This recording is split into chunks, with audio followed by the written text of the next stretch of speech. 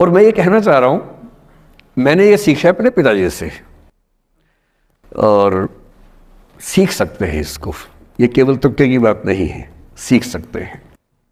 मेरे जो पेरेंट्स हैं, पिताजी और माँ, वो एक अनूठा कॉम्बिनेशन है।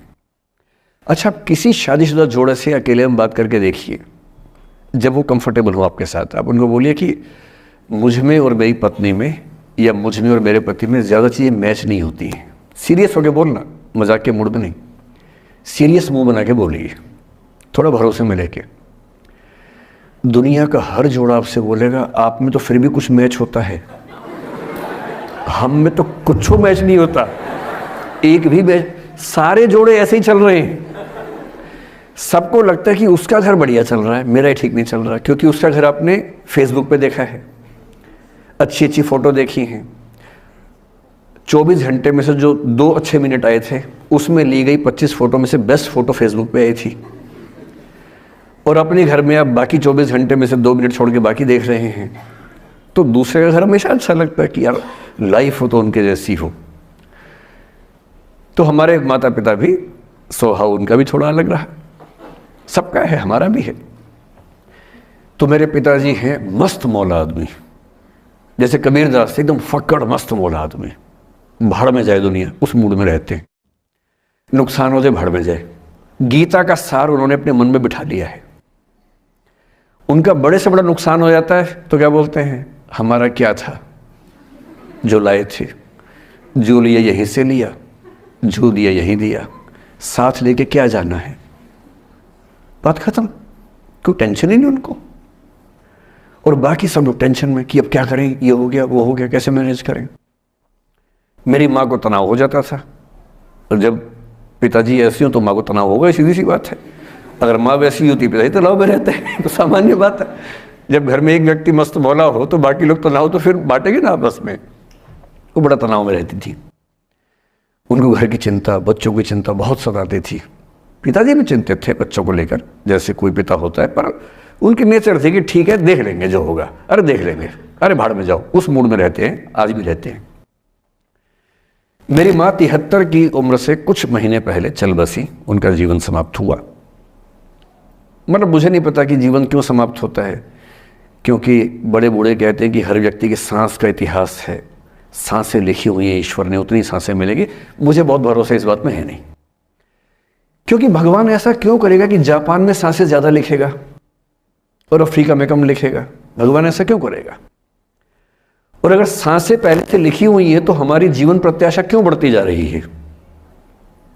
अगर सांसें पहले से फिक्स हैं तो आजादी के समय से लेकर आज के 70 साल में जीवन प्रत्याशा लगभग 2.5-3 गुना बढ़ गई। और हम ये भी कहते हैं कि लोग खराब हैं। अगर लोग बुरे हैं तो जीवन छोटा होना चाहिए कर्मों के हिसाब से। लोग खराब हैं और जीवन बड़ा होता जा रहा है। तो मुझे उन मान्यताओं में बहुत भरोसा है नहीं कि सांसें लिखी हुई हैं। अगर सांसें लिखी होती तो मनुष्य की औसत आयु 25 साल से ऊपर नहीं होनी चाहिए थी, 25-30 मैक्सिमम। और हम 70-80 साल धूमधाम से जी रहे हैं, जिसका मतलब है कि यह भगवान से ज़्यादा इंसान ने लिखा है, मेडिकल साइंस ने लिखा है, वैज्ञानिकों ने लिखा है। और मैं ऐसा व्यक्ति हूं, मैं बहुत धार्मिक व्यक्ति हूं नहीं, और मैं इसको छिपाता भी नहीं हूं। मैं बहुत छिप छिप के बहुत जी लिया। अब मैंने ठान लिया कि मैं जैसा हूं वैसा रहूंगा। ना मुझे किसी पार्टी से मतलब है, ना किसी विचारधारा से मतलब है। मैं विचार वाला आदमी हूं, धारा वाला नहीं हूं। जिसको धारा में बहना है बहे, हम तो अकेले चलेंगे, विचार के साथ चलेंगे। जो ठीक लगता है वो बोलेंगे और वैसे ही रहेंगे। हाँ, गलत बोलने से बचता हूँ, किसी के बारे में गलत बोलना मुझे अच्छा नहीं लगता है, लेकिन जो सही लगता है वो तो बोलूँगा ना भाई। मेरे पिताजी 81 साल के हैं, अभी 81 साल के हुए कुछ दिन पहले, और एकदम मस्त मौला आदमी है, मुझसे ज़्यादा युवा हैं। मैं 50 साल का बूढ़ा हूँ, वो 81 साल के युवा हैं। उनके चेहरे की चमक, मतलब कई ट्यूबलाइट फेल है उनके सामने, ऐसी चमक चेहरे पर रहती है। क्यों रहती है? उसकी एक वजह यह है कि वो रोज़ सुबह 2-3 घंटे प्राणायाम, योग, ध्यान, बहुत कुछ करते हैं। उनका भोजन इतना संतुलित है, सप्ताह में कम से कम 1 बार, कभी कभी महीने में 4 से ज़्यादा 6-7 बार उपवास करते हैं पूरा। वो सब चीज़ें उनके अभ्यास में हैं, जो मेरे अभ्यास में उतनी नहीं है। मैं भी कोशिश करता हूँ, पर अभी उतना सफल नहीं हो पा रहा हूँ। पर मेरी राय में उनके इस सुंदर जीवन का सबसे बड़ा राज ये क्षमता है कि वो हर चीज़ को लेट गो कर देते हैं। तनाव उनके पास आता है तो फिसल के निकल जाता साइड से, लेते ही नहीं तनाव किसी बात का। कुछ भी हो जाता है तनाव ही नहीं लेते। और मुझे लगता है कि काश ये चीज़ मेरी माँ के स्वभाव में होती, कम से कम 10 साल उनका जीवन और ज़्यादा तो होता। और मैं अपने अनुभव से बता रहा हूँ, बहुत विश्वास से बता रहा हूँ। मैं ना सोने जागने में नियमित व्यक्ति हूँ, ना मैं बहुत कसरत करता हूँ। ठीक हूँ, मतलब बुरा भी नहीं हूँ, ठीक हूँ। मेरी उम्र के अधिकांश लोग बीपी, शुगर, बहुत बीमारियों से ग्रस्त हैं। मैं फिलहाल नहीं हूँ। क्यों नहीं हूँ? मेरे पास इसका उत्तर एक ही है, मैं लोड लेता नहीं किसी बात का, दबाव लेता नहीं, तनाव लेता नहीं। भाई अच्छा हो रहा है तो भी ठीक है। जब मैं सफल, जैसे मैं 3 साल में पिछले काफ़ी सफल हो गया, जितना मुझे नहीं होना चाहिए था, मैं तुक्के से हो गया हूँ सफल। अगर मैं सफल हो गया तो मैं इस बात का लोड भी नहीं ले रहा कि मैं सफल क्यों हो गया। अरे हो गया, तुक्के से तो हो गया। कई लोग हो जाते हैं, हम भी हो गए, ऐसा क्या है। कल को नहीं रहूंगा, मान लीजिए, ऐसा हो सकता है, कल को फेल हो जाऊं कहीं। फेलियर को पचाना पता नहीं कितना मुश्किल होता होगा लोगों के लिए। मैं अपने बारे में जानता हूं, मुझे मुश्किल नहीं होने वाला, क्योंकि मैंने सफलता का लोड लिया ही नहीं अपने ऊपर। विफलता मुझे क्या प्रभावित करेगी? बहुत फर्क नहीं पड़ता है। और मैं दावे से कह रहा हूं कि यदि ये टेम्परामेंट आपका हो, जो मेरे पिताजी से मैंने सीखा है, तो आप जिंदगी में सफल कितने होंगे वो एक अलग पैरामीटर है, पर आपकी जिंदगी शानदार होगी। और जितनी जिंदगी आपकी है, जितनी सांसें आप कहते हैं कि लिखी हुई हैं, गारंटी से कह रहा हूं कि 10 साल बढ़ जाएंगे। कुछ और लोगों के आप कम कर देंगे, अलग बात है, लेकिन अपने 10 साल बढ़ा लेंगे।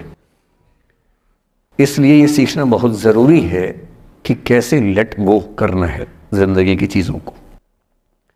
3-4 प्रसंग होते हैं। एक होता है कि आप किसी को बहुत चाहते हैं पर वो आपको नहीं चाहता। आपकी उम्र में ये सब तो खेल होता है। और क्या खेल होता है? मेरे घर में 2 बच्चे हैं 17 साल के, तो मैं उनको देख के समझता रहता हूँ। वो मुझसे छुप छुप के किसी से बात करते हैं और मैं छुप छुप के सुन लेता हूँ। तो उन्हें नहीं पता, मुझे तो नाम भी पता है किससे बात करते हैं, एक आध का तो एड्रेस भी पता है मुझे। और मैं तो बच्चों को बोलता हूँ कभी जाना वाना हो तो मैं ले चलूँगा, चिंता मत करना, बोल देना कि ड्राइवर साथ में आया है, टेंशन मत लेना। तो मेरे तो बच्चे मेरे दोस्त हैं, मैं तो बड़ा दोस्ती के भाव में रहता हूँ। मेरा एक ही बेंचमार्क है कि वो जिस उम्र में जैसे हैं मैं कैसा था, और वो मुझसे अच्छे चल रहे हैं। उससे ज़्यादा उम्मीद मुझे करने में नहीं चाहिए। मैंने जो कुकृत्य 8वीं क्लास में किए थे उन्होंने 11वीं क्लास में किए, तो बहुत है। मैं ये क्यों मान के चलूँ कि वो देवी देवता पैदा होंगे? मेरे ही तो बच्चे हैं भाई। जीन तो मेरे ही है, तो कैसे देवी देवता हो जाएंगे? तो ज़्यादा उम्मीदें क्यों पालनी है बच्चों से भी? मैं क्यों चाहूँ कि मेरा बच्चा IAS जॉब करे? क्यों करे? वो IAS भी क्यों करे? उसका मन करेगा तो करेगा, नहीं करेगा तो भाड़ में जाए। अगर वो कहेगा कि मुझे स्टार्टअप करना, स्टार्टअप कर लो भाई। अगर वो कहेगा मुझे कुछ और नौकरी करनी है प्राइवेट सेक्टर में, तो वो कर लो। मैं क्यों ठेकेदार बनूं उसका भाई? मैं क्यों ये चाहूँ कि वो मेरे रास्ते पर चले, मुझसे बेहतर बने? ये सब बेकार की बातें हैं।